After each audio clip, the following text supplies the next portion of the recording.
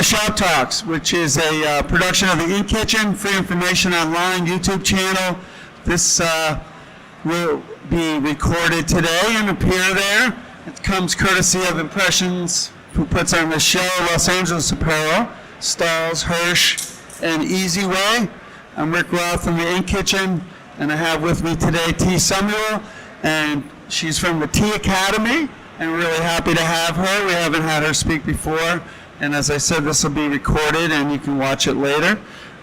So, T, how about, let's hear what got you into this, because I think that's actually revealing about some things about this industry. So, what made you start the Tea Academy?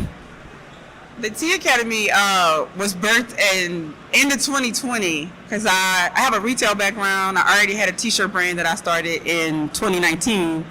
And I saw a lot of t-shirt brands popping up on Instagram and social media. And having a branding and marketing background from retail and having a brand that was doing pretty well, there were so many gaps. So it's like there's marketing gaps, there's some design. I'm not the best design person, but I just could recognize some things. So I was like, let me create a school, let me create a branding and marketing course and boot camps and classes to educate people. And I didn't see that. So I see a lot of people starting and teaching how to start, but the marketing and the branding part wasn't there. Yeah.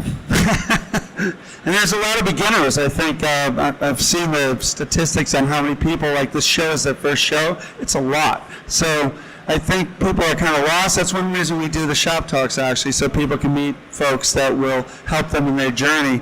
Because for a lot of people, it's a big investment, right? So what's the first thing you start with people that are really don't, like, say they know how to print already and they just really don't know how to sell what they're printing? What are the first steps that you have them work on to get out there what they do? Right. So one of the first things I tell people that's going to always be the common denominator is who's your target audience and what's your message, right? If you know who you're targeting, it makes it a lot easier to create content. It makes it a lot easier to create a design because you're not really selling t-shirts, you're selling a vibe, you're selling an emotion. You know what I mean? I like that. I'm going to put that in my car. I'm selling a vibe. You're selling a vibe. So, all right, so say I pick my market, or you meet somebody that's going to take one of your classes and, they want to sell to, sports selling or something. How do you help them get their message out there? First, market research, just using social media platforms, getting a pulse check on that target audience and competition, like what's already out there, what are people looking for, and then because I'm a marketer, I'm always wanting them to identify gaps. Like, what are your skills? What do other competitors that are already in the field do do, and what gaps are missing, and how can you fill those gaps? All right, so you identify maybe your market. What are some inexpensive ways that people can get their word out these days? What are the best platforms to use to get their message out and to reach their audience, or does it depend on what the audience is? Right. So I would say definitely TikTok and Instagram, especially TikTok live stream, because that's one of those platforms where it puts you in front of so many new people that they don't know about you. So using TikTok live stream and Instagram would be, to me, two of the best places to get the word out. Big expense, yeah? It's free. It's free 99. Like, how could you not? Free 99, I like that. So if somebody's not familiar with those platforms, how do they, I'm sure a lot of people come to you already are familiar, but if you're not familiar, what would people, how would they learn how to use them properly, I guess? Like how would they know what kind of content's gonna work? Say on TikTok Live, what kind of content is gonna hook people in? Right. So the cool thing about social media, especially like a TikTok Live when you got a t-shirt business, people buy from people. So it's more of you telling your story, you telling your why. You could be in your shop, you could be pressing shirts. People are going to come on and connect with you. You just have genuine, authentic conversations. It's nothing fancy that you have to do to get out there. And I know I've heard you say, like, people need to keep it real, right? Like it needs to be authentic, right? And what other things do you coach people in putting their material together? Like, what works the best, you know? In terms of like when people are recording themselves, what kind of material is going to hook people in, and what are they going to like to see from you, you know? Gotcha. So if we're talking about content or something like that, definitely when you say hook, you got to hook people in. Social media, people have short attention spans, so you definitely want to make sure before you hit record, you have something that you're going to say that is making them want to stop. So like, for example, one of the things that I would suggest, like say you had a shirt revolved around coffee or something like that. You may create a video and say, here's a Starbucks recipe you can do at home. So the video is really focused on the Starbucks recipe, but the whole time your shirt is for the coffee enthusiast, the coffee reference. So just making sure that you're capturing the lifestyle of your target audience, and you have a hook that matches something that they would be interested in. So if you sell coffee shirts and you're giving me a Starbucks at home recipe, I'm more likely gonna watch the video. And if the shirt's fire, I'm gonna be like, but where your shirt from? So like that. Is there an ideal length for something like that? Like how you say short attention? Like how short? How short? I said a video 15 to 30 seconds, not a long video. The only video that needs to be long that I do a lot of because I'm in the teaching side is teaching. If you were teaching somebody a process or a step, then that's like a 60-second or so video. But if you're just highlighting a lifestyle or even showcasing your product, 15 to 30 seconds is good enough. And is there an amount of posting that's like too much and too little? Like, what's the sweet spot for people to put stuff out? Say that they're doing pretty good content. Let's start with that. Then how often should they be posting? That's a good question. That's a bad question to ask me because I don't feel like nothing is too much. It's free. Instagram is free. Facebook, TikTok, YouTube is free. You put out as much as possible. So whatever your goal is, if your goal is to reach more people, post more. There's no magic number. And I'll put it to you this way. Treat content creation like most people are scared to start posting because they don't know what to post. I don't know what I look like. I don't like what I sound like. Put it out. You got to do it ugly. The more reps you get in, the more content you put out, the better your content gets. So there's no magic number. It's just like do it ugly, do it scared, get it out. Start ugly. I like it. So you work with a lot of people that are just starting a business, right? So how do you work with them? What kind of and do you help people decide maybe they shouldn't even go into it? Like what kind of things do you talk to people about that want to start something? Right. So I think most people see a lot of social media where you see the heat press, you see the screen print, and that part's the easy part. So when people come and they say, hey, can you help me start a t-shirt business or a t-shirt brand? When I start asking, I really try to focus on t-shirt brand. So when I start asking to them with your hard questions, what's your why? Like, what's your impact? Because your brand is a team. Like, you're trying to build a community of people. You want to have a voice. You want to leave an impact and a mark on the world. So when I start asking, what's your why? What's your vision? What's your mission? Who your target audience? People kind of struggle with that, but that's where I start because that's always going to be, again, the point that we go back to. If you're struggling with sales, who's the target audience? What's the message? You're struggling with content, who's the target audience? What's the message? So I think people miss that. They just think press. And how much money does somebody need to get started? Like, can you really bootstrap it, or what do you recommend if people come to you and say, do I have enough money to do this, or whatever? That's another good question. I started my brand with no money. I was a teacher, and I was an athlete. I was a power lifter, and I was a personal trainer. So I just had an idea. I want to do a t-shirt brand, so I did print on demand. So there's some money, but really none. So what I would tell somebody who is limited on funds, who want to start, I honestly will say print on demand, just to see if the concept is viable, just to test the market. If you are getting sales and you are getting, seeing that, oh, this is a great concept, this is a great idea, then invest. But I think if you got $300 somewhere in there, get a heat press, you could get started with the transfers. But if you're really low on funds, just start off POD just to get, again, a vibe and a pulse check to see if the concept is even worth doing.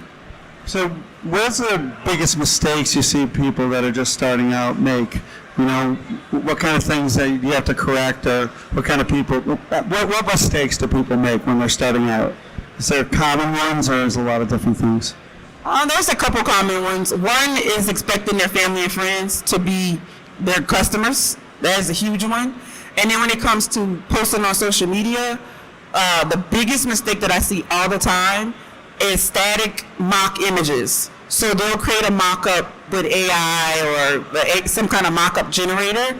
And so even if they're posting a video content, which is the best thing you could do is post an actual video, they'll put a photo mock image in place for the reel or the TikTok, and it does not perform well. So that's the biggest thing, is relying on mock images, not actually, like, even if you did print on demand, I know it's long-winded, even if you did print on demand, right, order the actual sample. That's your marketing. You need the sample to be able to put it on your body or create the content or whatever you're going to make with it. But you need the real item. People are relying on images, and people are not buying the image. They want to buy the real thing. So, keep it real, yeah? I guess that seems to be a theme here, right? Which I think I've seen a lot of people try to put some image out sometimes that's not them. I think is that a problem? You think some people think they have to put an image that's not them? And it seems like you're telling them, be yourself. And then, so if you have to do artwork, that's one of the first things somebody in your business. So how do you help people get started with that? Like, what tools can they use, and how are they going to make art when they just have a vision and they didn't go to art school and maybe didn't get trained in Illustrator or Photoshop? How do people get started with that? Right. So it's so many tools. I tell people all the time, like, you don't have to be Picasso. You have Kittle, you have Canva, now you got AI. And to be honest, like, for most t-shirt businesses when you start, it could just be a text-based design that just hits an emotion. Just focus on evoking an emotion with your message, and that will get people to buy. It doesn't have to be a fancy graphic design, but you have platforms. I love Kittle. That's super easy for people to swap out some text, colors, and things like that. Because I don't consider myself to be like a super design person, but I lean on Kittle, Canva, and AI to create a lot of my stuff. And in terms of AI, what would you recommend? How people get started with it in particular? I think, especially getting started with it, I think it's people, I don't know, they think it's going to be more complicated than it is. So how do you get people started with that? I have a lot of stuff on my content, so I'll show people, like, I'll give them prompts, like basic prompts that you can just tweak the words to learn. So finding people online that you can learn from. Follow my page. I didn't want to, like, plug my page, but that's what I do. I love teaching. So free content, I'm teaching people how to use Midjourney, how to use ChatGPT to actually come up with a design. So getting started is just more of you going out and seeking platforms of people who are already at the level that you desire to be at. So if you start with Midjourney or ChatGPT and you didn't know anything, how long is it going to take you before you can actually generate stuff that you can use? I think if you apply, like, time and effort in it, it's not a long learning curve. It's just more understanding prompts when you're using AI, understanding your subject, understanding that you need to be highly descriptive to get what you need. It doesn't take long for you to kind of pick it up. So maybe like a month if you're, like, got time to invest in it. And then I know another thing with beginners is they don't know where to buy shirts, and it's all confusing to them. How do people learn about that? How do you get people to up to speed so that when someone asks them for a certain kind of shirt, they can find it and that kind of thing? Yeah, so same on my page. I'll, like, showcase brands that I think are good, and then good is subjective. So one of the tips that I tell people, though, is if you have a local t-shirt shop, go in the store, actually feel the garment so you can see the different types. And if you're ordering, so one of the things I've always done when I transition from print on demand to in-house, so let's say I'm ordering from, like, a Jiffy shirt or Sandmar or something like that, right? If I need to order shirts for a customer, I'm going to order a shirt that I don't need from a different brand in my size, just so I can be able to see how does it wash, how does it feel, does it do this XYZ. So you gotta again get some samples so you can get acclimated with the different type of brands and the feels and things like that. So if people want to decorate themselves, how do you help them get into that? Where they really want to control the decoration in terms of like, do you recommend DTF or buy transfers to begin with, or DTG or screen print, or does it depend on what they're going into? What kind of things go into that thought? I think it depends on the business model. Most people just want like a side hustle. When they get into it at first, they just want to make extra money. So I'm definitely leaning people to do screen print transfers, DTF transfers. It's low cost. Again, I highly recommend you, again, is it valuable before you go spend all this money buying all these blanks, all these prints, and you don't know if you're if it's gonna sell. So screen print transfers, definitely. DTF transfers, definitely. Don't go buy a machine. Why are you doing all that? You're giving yourself more anxiety, more stress. Focus on your target audience and your why. So transfers. All right, and a transfer press would maybe be the first thing. Transfer press. All right, shall we, anything else you want to say before we open it up for questions? No, let's do it. All right, who has a question about getting into social media part of it or starting a business? Free advice here. I see my friend taking notes, so some gems was dropped. So you got questions? Giving questions, yes.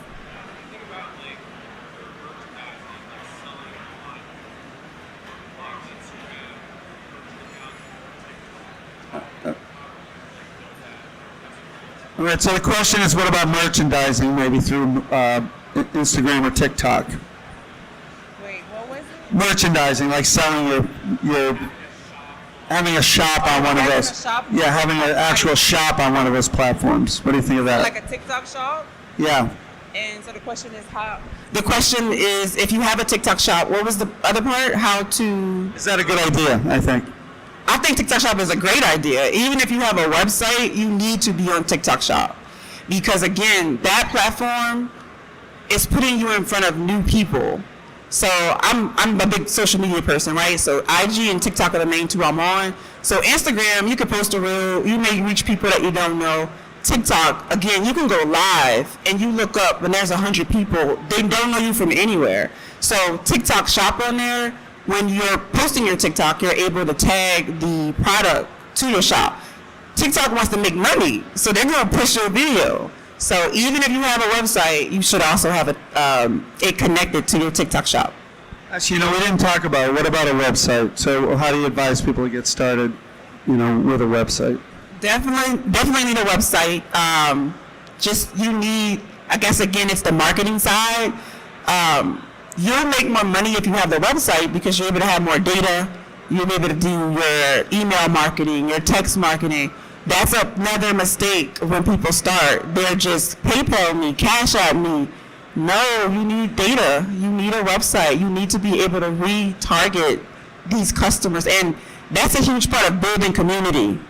And most people, again, miss that part because we're trying to focus on selling a shirt. No, focus on building a community, because if you build a community, you can create a monthly drop or a monthly launch or create a rewards program.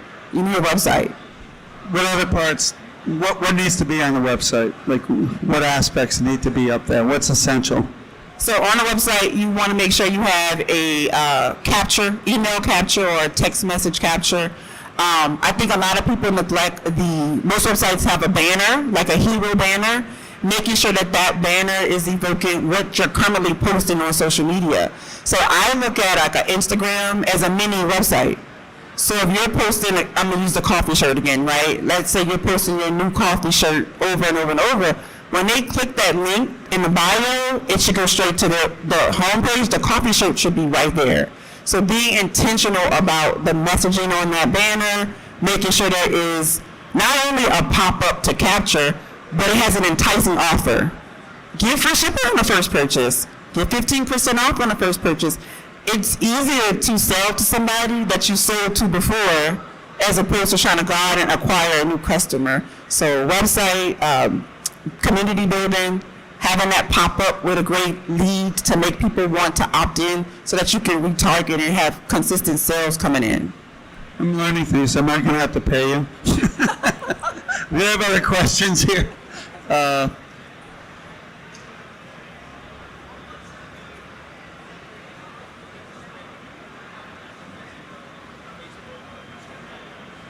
All right, so what would be an appropriate budget for Instagram or Facebook?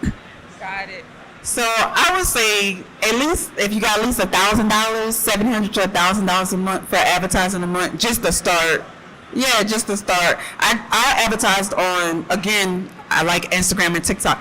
TikTok ads, moneymaker. You don't have to spend a lot. And then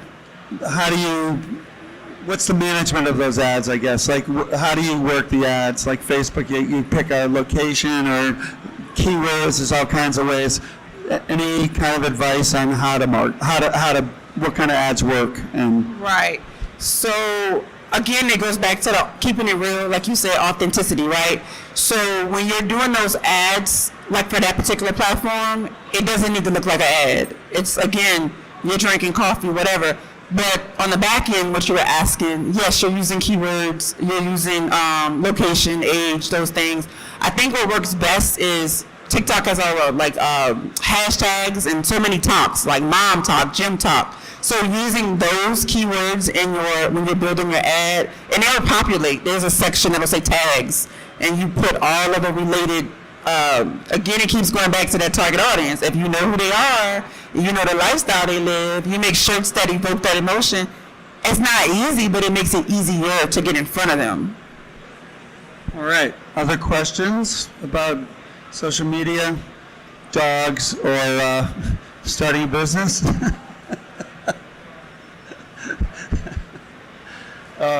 Other questions? What you writing in that book? I don't know. What gym you wrote now? Evoking emotion. That is like my biggest thing. I'm like, sell the emotion, don't sell the shirt. Like right now, I have a post, right? It's a template. The Kendrick Lamar, They Not Like Us. So the video is viral because that everybody can relate. A school team can relate. Anybody. Any community could relate. So when you're thinking of, and it doesn't have to be, again, that graphic Picasso, just text-based that's focused on a specific emotion. If you could tie a little bit of trend into it, even better. So what's this ad you're talking about, or what's this post? Oh, I was talking about a post on my page? Yeah, so describe how you did it and what's gone into it and why you think it worked. Okay, so it worked because the song, it's a popular song that's out, but what made it work is I'm using a tiger, right? I'm using Canva. Again, you don't have to be fancy. So it's a half mascot, half text-based design, but what made it work is universal. So any school team can use it, church, anyone can use it for whatever. So it's a universal design. How'd you come up with that? So I on TikTok. I was like, oh wait, let me go make me one. Let me go make me teach. And I like to teach, so it really was. I saw someone else doing it, but there were gaps missing, and people were in the comments asking, "Can you show this part, that part?" And they didn't do it. So I was like, let me go make a post, and then this crazy video.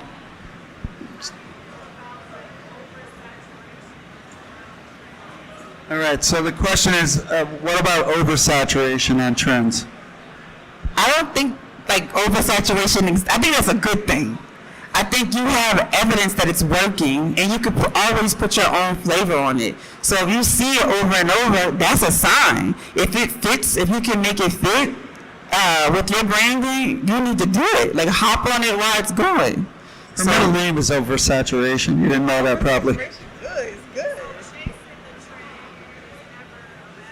So the question or comment is, chasing a trend is never a bad idea. I wouldn't say you're chasing it, just lean into the trend. You're going to make it your own. Yeah, you don't have to just because everybody's doing it. If you see it and you have a way to lean into it with your brand, I think it's a good thing. Good question. Other comments or questions? Think of anything else while we're doing this that you want to share? Guess the biggest thing that's been repetitive today is with your t-shirt business or t-shirt brand, just be authentic, but have a clear focus of who it is that this message is for. If you're struggling with sales, you have to go back and say, well, who is this for? If you're creating content, it's three things that I tell people when you're creating content before you post, right? Who is this video for? How do I want them to feel? And what do I want them to do? Like every time I post, who is this video for? What is the emotion in this content? Do I want them to laugh? Do I want them to share it? Do I want them to save it? And I'm going to tell them, hey, save this video. Share this video out with your friend. So who is your target audience and what's your messaging? Every time you struggle, that's where you go back to. I think we will leave it with that because that is some very good advice. I think that could be repeated over and over.